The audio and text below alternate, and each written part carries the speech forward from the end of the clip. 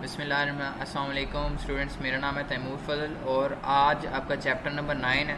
After mid term हमारा ये lecture है और इसमें हम 9th चैप्टर को कंप्लीट करने की कोशिश करेंगे, जिसमें हमारे पास प्रिंसिपल्स ऑफ कंप्यूटर ऑपरेशन हैं। Basically principles of computer operation ऐसे ही हैं जिनमें हम लोग पढ़ेंगे कि कंप्यूटर कैसे वर्क करता है, सॉफ्टवेयर कैसे वर्क करता है। उसके बाद हम लोग देखेंगे कि फैच एग्जीक्यूशन साइकिल क्या होता है, इंस्ट्रक्शन इंजन क्या होता है। उसके बाद input output, arithmetic unit, controls, memories, ये वो सारा कुछ हम कंप्लीट करेंगे। फिर हम ऑपरेटिंग सिस्टम पढ़ेंगे, फिर कंपाइलर पढ़ेंगे। कंपाइलर को एक्सप्लेन करूँगा कि कंपाइलर क्या रोल प्ले करता है। और आप लोगों ने ट्रांसलेटर्स डिफरेंट पहले भी पढ़े होंगे कंप्यूटर साइंस में। जो आपको ये नज़र अगर आ रहा है तो नज़र आ रहा है तो आप लोग देख सकते हैं कि कंपाइलर लिखा हुआ है, explain the purpose of a compiler. उसके बाद large task purpose in simple instruction, with in simple instruction हम लोग कैसे सॉल्व कर सकते हैं। और नेक्स्ट टॉपिक को हम लोग फिर डिटेल में पढ़ने की कोशिश करेंगे। फर्स्ट ऑफ ऑल जी, हमारा जो ये वाला पेज है, यहाँ पर आप लोग देखेंगे there is an app for that.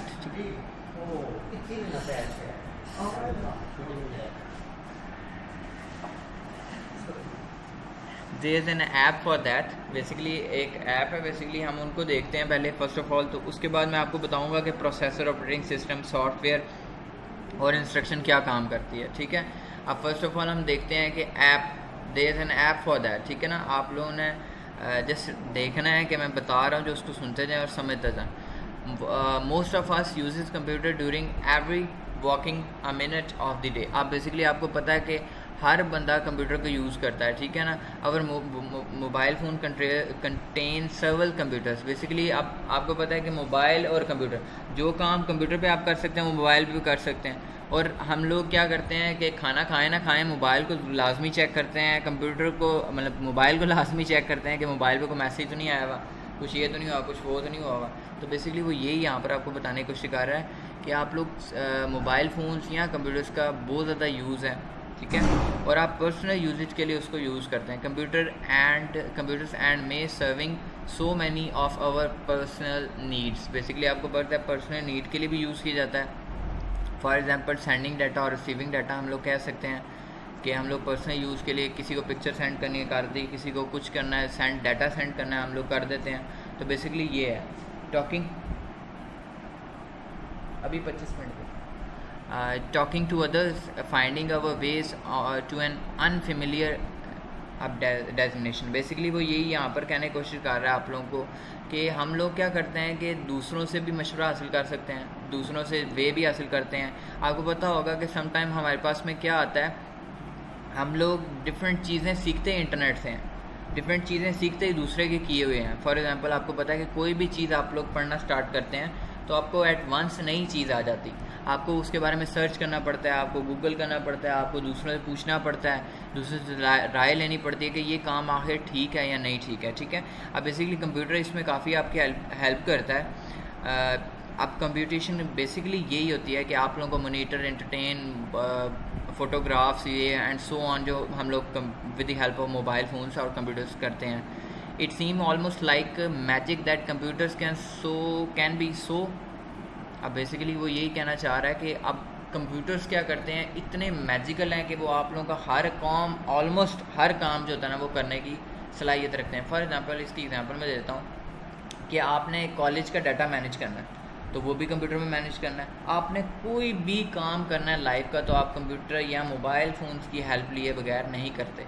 कैसे, अगर आपको घर वाले कहते हैं कि कोई कैलकुलेशन कर दो तो आप क्या करते हैं, मोबाइल फ़ोन उठाते हैं, फटाफट बताते हैं हाँ जी हमें ये इशू आ रहा है तो हमारा इशू बताएं हम कैसे सॉर्ट आउट करें। तो आप लोग क्या करते हैं, फटाफट इशू उसको सॉर्ट आउट करने के लिए मोबाइल फ़ोन निकालते हैं, कैलकुलेट करते हैं और उनको आंसर बता देते हैं। ठीक है, उसके बाद TV, desktop, iPods, tablets, cameras, TVs और ये सारी इलेक्ट्रॉनिक एक्सेसरीज भी यूज़, ठीक है ना, हम लोग यूज़ करते हैं इन्हीं डेली चीज़ों के लिए। अब ठीक है, यूजुअल एस्पेक्ट्स क्या है, सस्पेक्ट्स क्या हैं basically.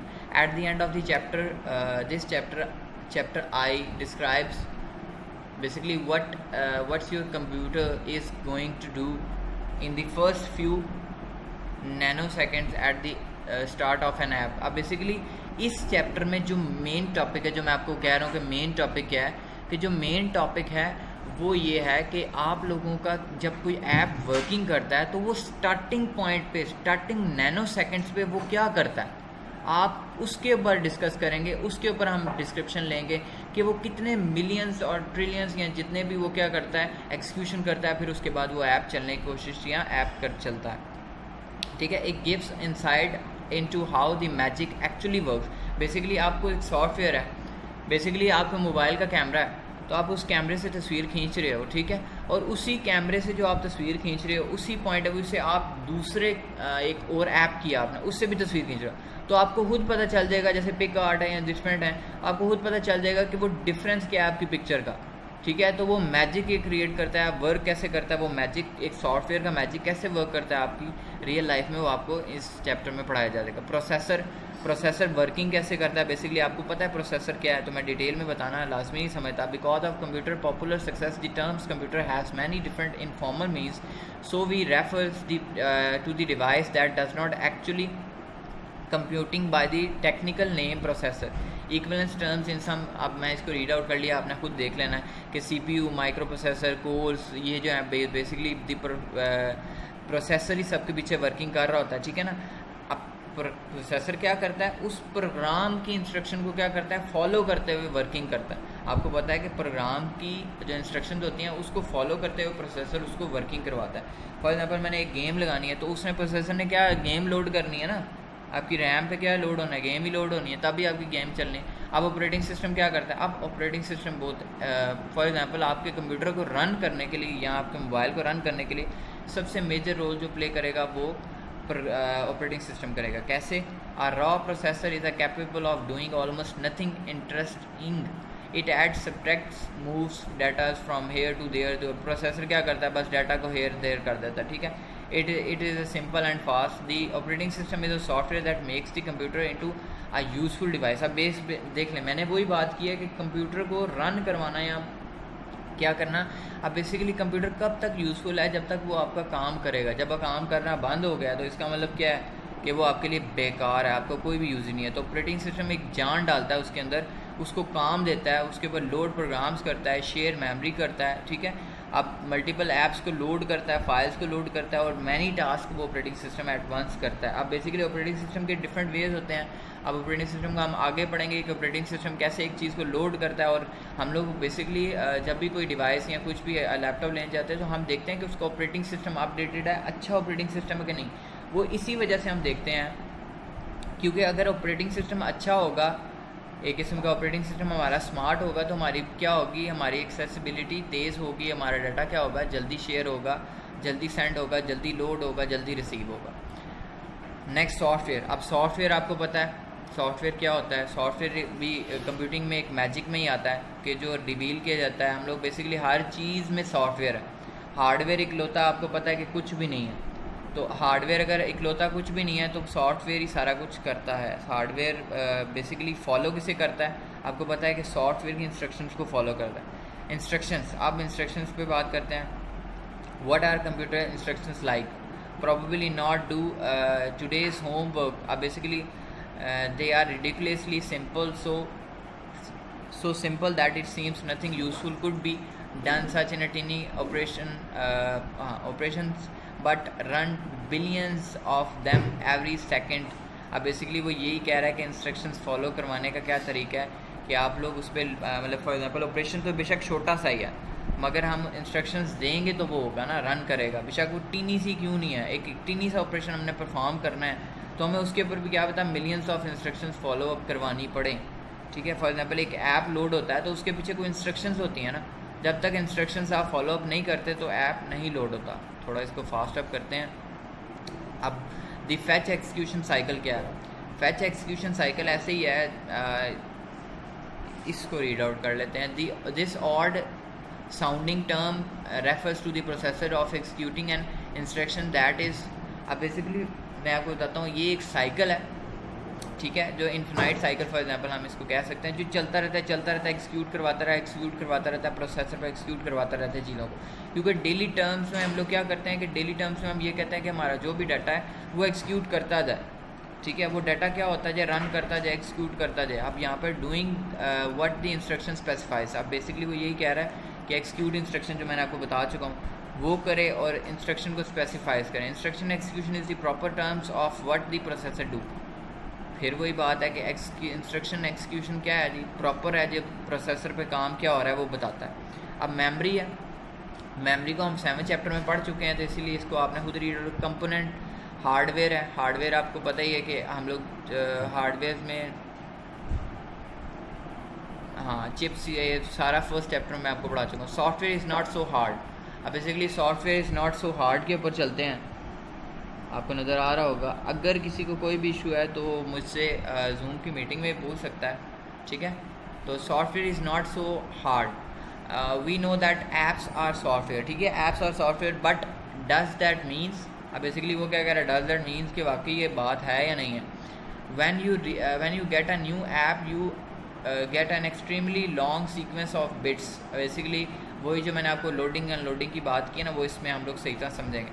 Often millions and millions of them, ठीक है, कि एक जो न्यू ऐप लिया है उसके ऊपर एक लंबा सा सीक्वेंस है बिट्स का, जो मिलियंस ऑफ मिलियंस हैं, ठीक है ना, बिट्स बेसिकली बात कर रहा हूँ उसकी। Although a team of programmer created the bits, they did not type each one, we will explain how they are produced below, ठीक है ना। आप बेसिकली आप मुझे एक बात बताएं कि आप एक सॉफ्टवेयर बनाने की कोशिश कर रहे हैं, कुछ भी बनाने की कोशिश कर रहे हैं, तो आप A to Z बना रहे हैं, मगर अगर कोई फॉर एग्जांपल आपको कहता है कि मिलियंस ऑफ बिट्स पे एक डाटा आपने क्रिएट करना है, तो आपके लिए थोड़ा डिफिकल्ट हो जाएगा। तो वो क्या कह रहा है कि basically programmers, although a team of programmers created the bits, they did not type each one. अब यहाँ पर ये वर्ड याद रखिएगा, नीचे एग्जाम्पल में आपके काम आएगा। We are interested in what those programmers do to create the software. आप बेसिकली कोई तो ऐसी तरीका है ना कि वो क्या करते हैं कि आपको उनको bits of millions of bits को कोड लिखना नहीं पड़ता। 9.1 में आपको शो भी हो जाएगा इस चीज़ का, 9.1 है ये वाली फिगर है, ये वाला प्रोग्राम है।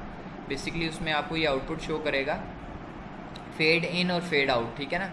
फॉर एग्जांपल आप किसी वेबसाइट या पेज पे जाते हैं तो वो क्या करता है, फेड इन और फेड आउट। आप लोगों को अगर ये पता नहीं है तो मैं बता देता हूँ, वैसे ऑलमोस्ट सब एडिटिंग करते होंगे, सबको पता होगा कि फॉर एग्जांपल पेज आया है तो वो फेड इन किया है, पेज किया है तो फेड आउट कर गया। एक पिक्चर आई है तो वो फेड इन पिक्चर आई है और वो उसी तरह फेड आउट भी हो गया पिक्चर, मतलब आना और चले जाना। जो वेबसाइट पे आप लोगों को लाइव कुछ नज़र आ रहा होता है उसका ही पॉइंट ऑफ व्यू दे देते हैं। An example of application code that displays a splash screen. A splash screen is an image that displays before an application starts. अब बेसिकली वो क्या कह रहा है, एक splash screen आपको देगा जो एप्लीकेशन के स्टार्ट होने से पहले है। That and this one fades in and fades out and then goes to the actual application. For example आपको पता होगा जब भी कोई ऐप आप ऑन करते हैं, जैसे फेसबुक ऑन करते हैं, फेसबुक जैसे ही आप क्लिक करते हैं तो फेसबुक का आइकन पहले आपको क्लिक नज़र आता है, एक किस्म का फेड इन उसका लोगो आपको आता है, फिर वो एकदम से फेड आउट होके तो एक्चुअल आपको पासवर्ड या लॉगिन पे ले जाता है, लॉगिन फॉर्म पे ले जाता है, जहाँ पर आप अपनी ईमेल आईडी या जो फेसबुक का आईडी नेम है या यूज़र नेम वो, और उसके बाद आप पासवर्ड जो वो लगाते हैं। तो बेसिकली ये फेड इन और फेड आउट की वो एग्जांपल नीचे दे रहा है, जो मैंने काफ़ी छोटी एग्जांपल दे के आपको समझा दिया। और ये आप रियल लाइफ में कोई भी ऐप इस्तेमाल करते हैं, कोई भी ऐप इस्तेमाल करते हैं, जैसे मूडल है, आप लोगों ने देखा होगा, जब उस पर क्लिक करते हैं तो पहले मूडल का एक किस्म का ऐप का वो फेड इन वाला नेम वाला लोगो आता है, फिर उसके बाद मूडल से हम आगे क्लासेस में या कहीं भी जाते हैं। तो ये फेड इन और फेड आउट की एग्जांपल उसने नीचे दी हुई, आपने इसको रीड आउट कर लेना कि ये कैसे होता है। अब चलते हैं जी नेक्स्ट टॉपिक पे, software layers. Basically software layers क्या होती हैं?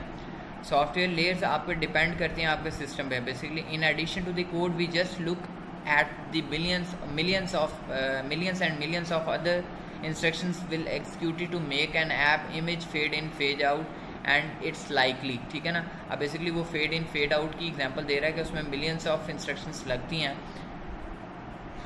फेड इन फेड आउट करने के लिए। बेसिकली वो इमेज वेरिफिकेशन की बात कर रहे हैं, ठीक है, बट इतना टाइम नहीं लगता। Tailors did not write any of them, ठीक है ना। अब बेसिकली जो टेलर है उसने लिखा हुआ है कि इतना लंबा नहीं है, वो बेसिकली क्या करता है, एक टाइमर इंक्रीमेंट लगाता है, ठीक है, और एक फेड इन और फेड आउट वाली एक फॉर एग्जांपल कंडीशन लगा देता है। उसके थ्रू वो क्या करता है कि पेज ऑटोमेटिक इमेज क्या होती है, फेड इन होती है और ऑटोमेटिक फेड आउट भी हो जाती है बिफोर एक्सिक्यूटिंग और बिफोर रनिंग द ऐप और something else. This timer is a software available of in the operating system software stack that tailors can use without having to write the code for it. It actually execute. अब basically operating system का आपको पता चलेगा कि operating system ने अब क्या working की है. यहाँ operating system ने अब क्या working की है, हम software layers को देखने लगे हैं. Tailors can use without having to write the code for it. It has already been developed and is available for intermediate use. To see what happening, recall the idea of the software stack discussed in the chapter 1. अब basically software stack के बारे में पहले पढ़ चुके हैं और यही उसने किया. In the figure, the apps the above, basically ये देख लीजिएगा, इसको लाजमी देखिएगा एकदम. Are above the programming language like C#, the actual hardware is not shown but it is below the operating system. अब बेसिकली एक्चुअल हार्डवेयर तो वो शो नहीं कर रहा, बट ऑपरेटिंग सिस्टम आपको पिक्चर में अगर सही तरह नज़र नहीं आ रहा तो आपके पास बुक्स होंगी तो आप उसको भी देख सकते हैं कि आपके पास लिखा हुआ है ऑपरेटिंग सिस्टम. बिलो स्टैक में देखें, ज़रा सॉफ्टवेयर स्टैक में देखें. अब स्टैक ऐसी है बेटा जो एक कह सकते हैं ना, जैसे आप लोग प्लेट्स रखते हैं, ठीक है, तो एक फिर दूसरी फिर तीसरी फिर चौथी फिर पांचवी ऐसे प्लेट्स रखते हैं, तो प्लेट्स का एक अंबार सा लग जाता है, तो वो उसको हम स्टैक बोलते हैं.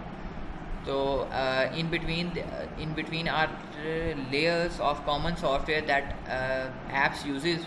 बेसिकली वो क्या कह रहा है, लेयर्स बेसिकली डिफरेंट हैं, इनको भी लाजमी देख लें आप लोग, जिसमें VB है, C# है, C++ है, जावास्क्रिप्ट है, कॉमन लैंग्वेज है, स्पेसिफिकेशन है, उसके बाद ADO नेट है, base class library, common language, और उसके बाद फिर क्या आता है, ऑपरेटिंग सिस्टम आता है. बेसिकली सॉफ्टवेयर में यही कुछ लेयर्स वो बता रहा है. Because a given layer is build with code from level shown below they are organized from more primitive lower level to general and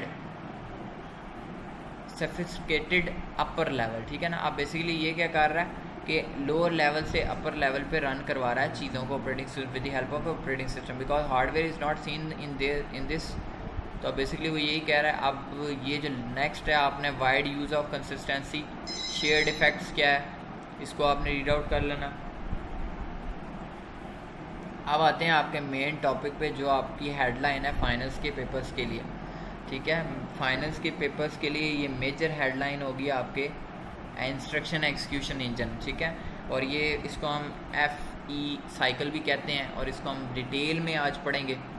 बेशक 30 मिनट के 40 मिनट का लेक्चर हो जाए, बट इसको डिटेल में पढ़ेंगे. इंस्ट्रक्शन एग्जीक्यूशन इंजन बेसिकली एक ऐसा इंजन है, एक ऐसा साइकिल है जो आपको मैंने बोला था एग्जीक्यूट कराता है इंस्ट्रक्शंस को. और वो कैसे करवाता है बेसिकली उसको हम जो देखने की कोशिश करेंगे कि स्टेप बाय स्टेप उसके 5 बेसिकली स्टेप्स होते हैं. ठीक है, जो आपके पास पिक्चर में आपको शायद नज़र आ रहे होंगे. तो उसमें फर्स्ट है इंस्ट्रक्शन फैच है, इंस्ट्रक्शन डिकोड है, उसके बाद डाटा फैच है, इंस्ट्रक्शन एक्जीक्यूट है एंड रिजल्ट रिटर्न है. बेसिकली इसको डिटेल में आपकी बुक पे नहीं बताया गया, आपने खुद से इसको डिटेल में सर्च करके पढ़ना है. There is more to say about converting programs into form a computer can actually execute, but we cannot do that until we understand what form that. अब बेसिकली वो क्या कह रहा है कि आपके जितने भी प्रोग्राम्स हैं उनको कंप्यूटर में एक्जीक्यूट तो करवाया जा सकता है, बट हर को कैसे एक्जीक्यूट करना है आपको पता नहीं. So we next look at the processor as an instruction execution engine. A processor as an instruction execution engine which brings us to the fetch execute cycle, FE cycle. ठीक है, अब calling a computer an instruction execution engine suggests that the idea of a machine cycling through a series of operations. Basically मैंने आपको यही कहा है ना कि ये स्टेप्स हैं, ये एक साइकिल है जिसको ऑपरेशंस डिफरेंट परफॉर्म करने के लिए हम क्या करेंगे, बार बार एक्जीक्यूट करवाएंगे. Performing an instruction on each round. अब बेसिकली वो क्या कह रहा है, इंस्ट्रक्शन को परफॉर्म करना ईच राउंड, मतलब हर राउंड पे क्या करें, इंस्ट्रक्शन को परफॉर्म करवाए. और यही साइकिल फैच एग्जीक्यूशन साइकिल है बेसिकली इसका. And that pretty much the idea. The engine is the fetch execute cycle which is implemented in hardware. The fetch execution cycle consists of getting the next instruction, ठीक है, figuring out what to do. अब देख लें ये points सुनते जाएं. Getting the next instruction, figuring out what to do, ठीक है. उसके बाद क्या है, gathering the data needed to do it. अब बेसिकली गैदर डाटा करना कि उसको क्या करने पर क्या होगा.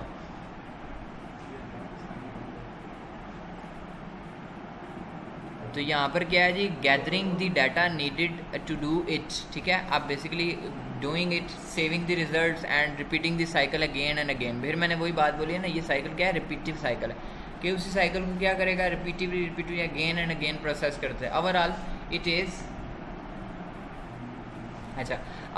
It is a simple process but repeating it millions of times a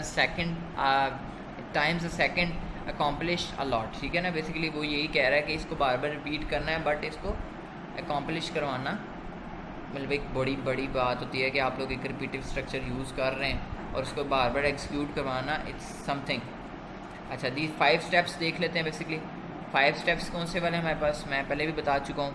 the 5 steps of fetch execute cycles have a standard names because the operations are repeated in a never ending sequence. They are often written within a arrow. अब basically ये वो यही कह रहा है जो पहले मैं आपको बता चुका हूँ कि एक एरो लगा होता है और ये कि इस सीक्वेंस में है कि ये never ending repetition statement for example बन जाती है. From the last steps to the first shown the cycle, the step name suggests the operation describes in the previous paragraph, but the basically आपको बता दिया गया पहले भी कि अब वो क्या है. but the fetch execution cycle is a little more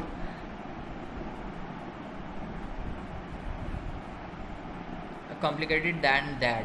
What is an instruction like? How is the next instruction located? When instructions and data are fetched, where are they fetched from and where they go. अब basically ये कुछ question है जो उसमें आ सकते हैं आप लोगों को कि फैच एग्जीक्यूशन साइकिल में. नेक्स्ट हम एनाटॉमी ऑफ अ कंप्यूटर पढ़ेंगे.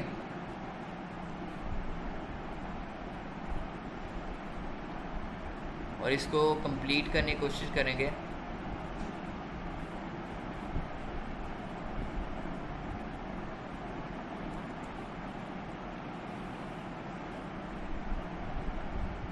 अब जी एनाटॉमी ऑफ अ कंप्यूटर है, उसको देखेंगे. To understand how the fetch execution cycle works, it's helps us to look at how computer parts are arranged. Basically computer parts कैसे arranged हैं, अगर ये आपको पता होगा तो आपकी प्रोसेसिंग करवाना ज़्यादा इजी होगा. ये देख लें, control structure, ALU input output units. Basically इसमें यही हम लोग डिटेल में पढ़ेंगे. फिर भी मैं आपके लिए रीड आउट कर देता हूँ, बल्कि ये तो आप इंटर लेवल पे भी चीज़ें पढ़ चुके हैं. Control units, memories, ALU arithmetic logic unit जिसे हम कहते हैं, इनपुट आउटपुट यूनिट जो होती हैं. All computers regardless of their implementing technologies have 5 basic parts of our subsystems. The memory, control units, arithmetic and logical unit, input unit and output unit. These are arranged are shown in the figure 9.4, जो figure 9.4 में आपको नज़र भी आ रहे होंगे. ये देख लें, ये मेमोरी. अब नेक्स्ट क्या है जी, it is just a basically नज़र आ रहा है जी, ठीक हो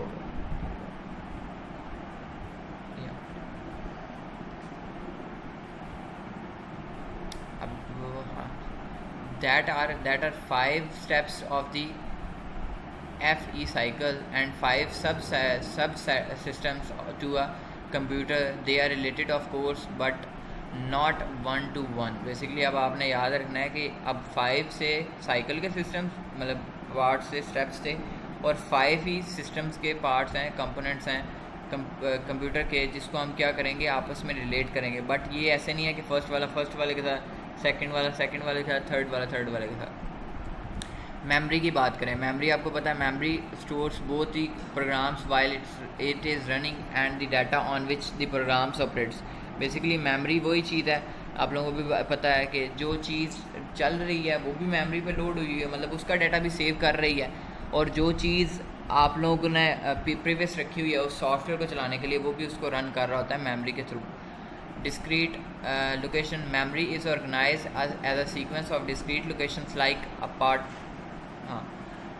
apartments, buildings, mailboxes. In modern memory, each location is composed of one byte, that is a sequence of 8 bits. Basically वो आपको बता रहा है कि एक बाइट, वैसे आपको पता ही है कि एक बाइट जो होता है उसमें 8 बिट्स होते हैं और वो लोकेशन प्रोवाइड करता है।